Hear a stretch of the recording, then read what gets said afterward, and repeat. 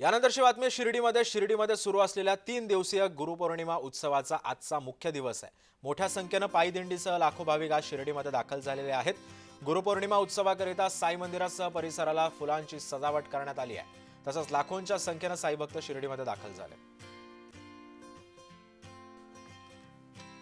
शिर्डीमध्ये गुरुपौर्णिमेचा जो उत्सव आहे तो मोठ्या उत्साहात साजरा होतो। लाखो साई भक्त जे आहेत आज शिर्डीमध्ये दाखल झालेलं, त्यांच्या चेहऱ्यावरती आज भक्तीचं एक समाधान या ठिकाणी पाहायला मिळत आहे।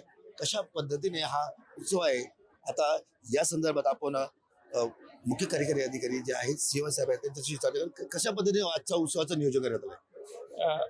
ओम साईराम।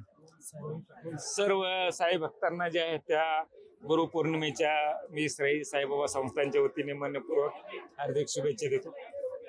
3 दिवसीय गुरुपौर्णिमा उत्सव जो आहे तो काल सुरू झालेला आहे आणि आज जो आहे तो उत्सवाचा मुख्य दिवस आहे। या 3 दिवसामध्ये जवळपास 3 ते 3.5 लाख साई भक्त जे आहेत ते बाबांच्या दर्शनासाठी येतील असा अंदाज आहे आणि त्याप्रमाणे नियोजन जे ते करण्यात आलेले आहे। एकंदर यंदाच्या वर्षी जे आहे किती दिंडी या ठिकाणी आलेल्या आहेत, कशा पद्धतीने त्यांचं नियोजन करण्यात? दिंड्या ज्या आहेत एक 30 पालख्यांनी जे आपल्याकडे नोंदणी केलेली होती त्यांचं आगमन झालेलं आहे, त्यांचं दर्शन जे आहे ते सुरू झालेलं आहे। लाखोंच्या संख्येने आज साई भक्त शिर्डी दाखल होत आहेत। मग आता प्रसादाची त्यांची व्यवस्था कशी करण्यात आली किंवा इतर सुविधा कशा उपलब्ध करण्यात आल्या? भक्ताचं दर्शन झाल्यानंतर जे आपण गुरुस्थान जो आहे त्यांना बुंदीचा प्रसाद वाटप करतो।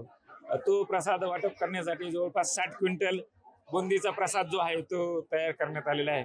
त्याचप्रमाणे 160 क्विंटल जे आहे तो लाडूचा प्रसाद जो आहे तो तयार करण्यात आलेला आहे। शिर्डी साईबाबा संस्थांकडून जे आहे या ठिकाणी भक्तांच्या सुविधेकरता कशा कशा उपाययोजना केलेल्या आहेत, किती लोक येणार आहेत या संदर्भात आता आपण जी माहिती घेतली। जय सावंत, जय महाराष्ट्र न्यूज करता शिर्डी अहिल्यानगर।